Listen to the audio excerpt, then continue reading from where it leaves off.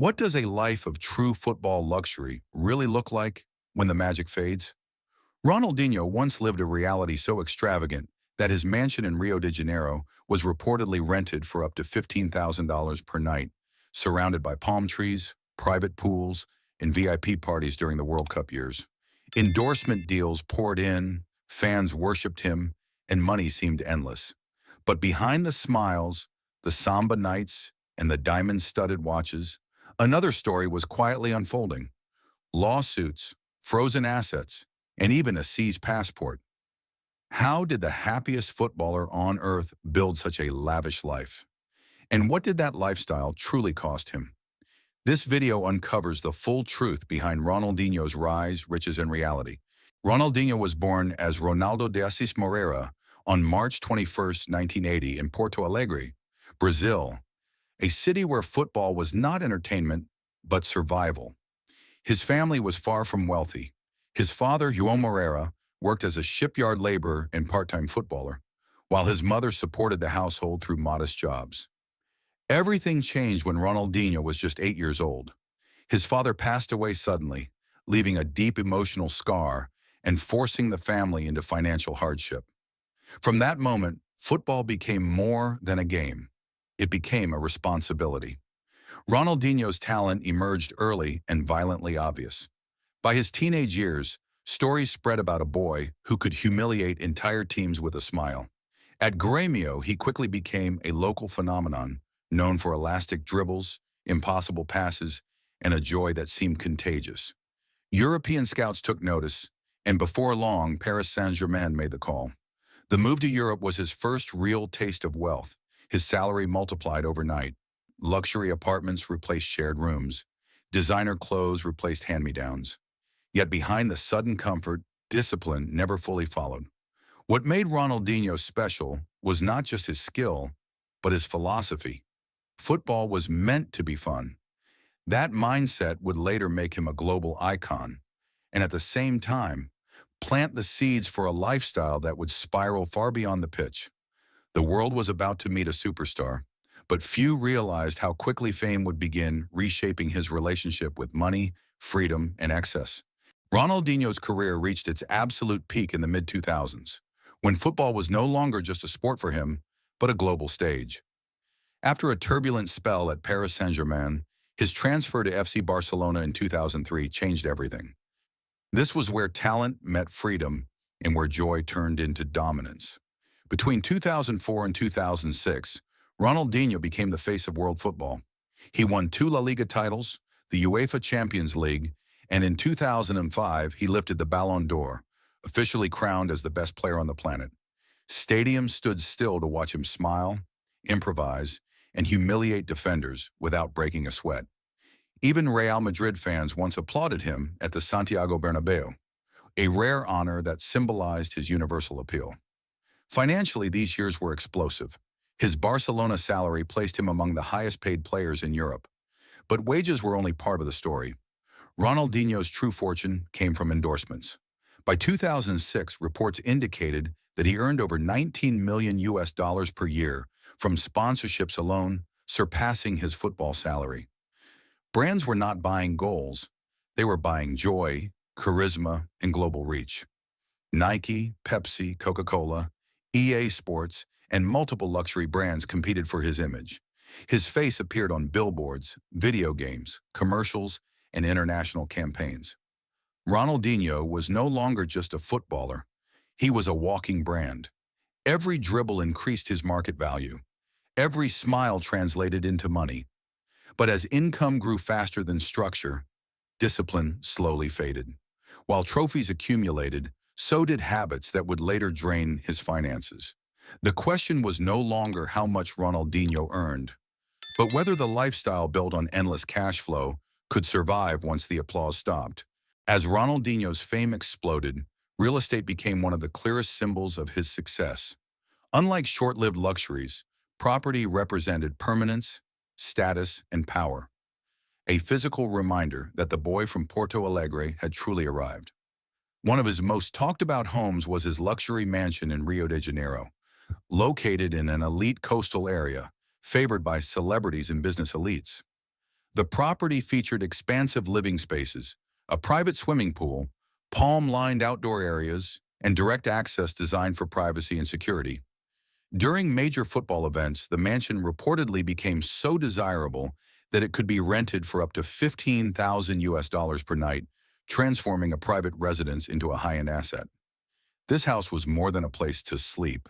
It was a social hub. Exclusive parties, private gatherings, and sponsor-hosted events turned the mansion into a symbol of Ronaldinho's lifestyle. Vibrant, unrestricted, and constantly surrounded by fame.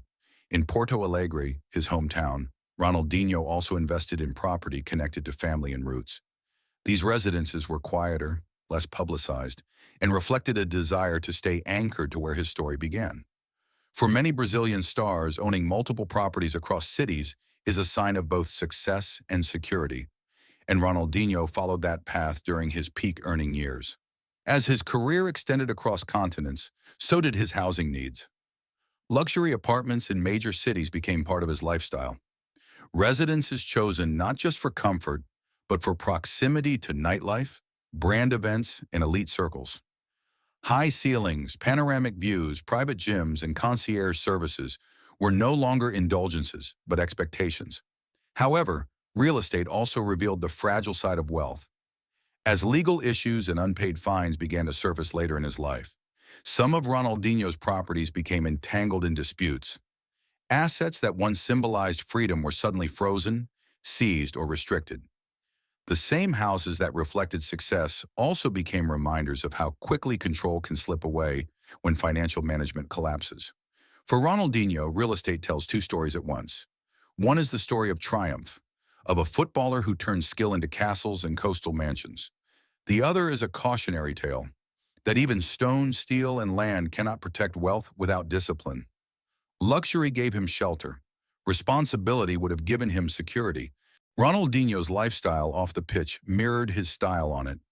Expressive, spontaneous, and unapologetically extravagant. While some stars built carefully curated collections, his approach to luxury was fluid. Cars, travel, and fashion were not trophies to display, but extensions of a life lived in motion. During his peak years, Ronaldinho was frequently seen arriving at events in high-end vehicles associated with elite footballers of his era. Luxury sedans and performance cars became part of his daily routine, chosen less for rarity and more for comfort and image. What mattered was not the garage itself, but the freedom to move without limits. Chauffeurs, private drivers, and VIP access ensured that time was never wasted. Air travel followed the same philosophy. Commercial flights rarely fit his schedule. First-class cabins, chartered jets, and sponsor-arranged private flights allowed him to move between continents effortlessly. Europe, South America, and the Middle East became stops in a lifestyle where geography felt irrelevant. When you are the face of global brands, presence itself becomes currency. Vacation destinations were equally telling. Ronaldinho gravitated toward places where football fame blended seamlessly with nightlife and privacy. Ibiza, Mykonos, and the Brazilian coastline were recurring backdrops to his off-season. Private villas replaced hotels, offering isolation during the day and celebration at night. Music, friends, and football icons often filled these spaces, turning holidays into extended social events. Fashion and accessories completed the picture. Designer clothing, statement sunglasses, and high-end watches were not about elegance, but personality. He dressed the same way he played, bold, joyful, and unconcerned with convention. What others saw as excess, Ronaldinho saw as expression. Yet this lifestyle came with a hidden cost. The constant movement, parties, and lack of routine gradually distanced him from structure. Without limits, luxury stopped being a reward and became an expectation. The very freedom that defined his joy slowly eroded the discipline needed to protect his wealth. For Ronaldinho, luxury was never about showing off. It was about living without breaks, and that ultimately became the most expensive choice of all. At the height of his fame, Ronaldinho was not just a footballer, he was a global commercial asset. Brands did not associate with him for discipline or perfection, but for something rarer: joy. His smile became a logo, his name a shortcut to emotion. Major corporations rushed to secure his image. Sportswear giants, soft drink brands, video game publishers, and lifestyle labels all wanted to be linked to the footballer who made the world feel happy. Endorsement contracts often rivaled and sometimes exceeded his salary on the pitch. Appearances, commercials, and licensing deals turned Ronaldinho into a worldwide icon beyond football stadiums. However, business success required consistency, and this is where cracks began to appear. One of the most famous commercial setbacks came when a sponsorship was terminated after a public conflict with a competing brand. In a single moment, hundreds of thousands of dollars vanished, illustrating how fragile image-based wealth can be. Beyond endorsements, Ronaldinho explored business ventures tied to entertainment, football academies, and personal branding projects. Some initiatives generated attention but lacked long-term structure. Unlike athletes who surrounded themselves with financial architects, Ronaldinho often relied on trust rather than systems. His brand created millions, but poor oversight diluted its power. The lesson was brutal yet clear. Talent can attract money instantly, but only discipline allows it to multiply. Despite the turbulence surrounding his finances and business decisions, Ronaldinho's private life has always reflected a deep connection to people rather than possessions. Friends, family, and loyalty have consistently mattered more to him than structure or control. Throughout his career, he supported community initiatives in Brazil, particularly those linked to youth football and social inclusion. Informal donations, charity matches, and appearances for social causes were frequent, even if not always publicly documented or strategically promoted.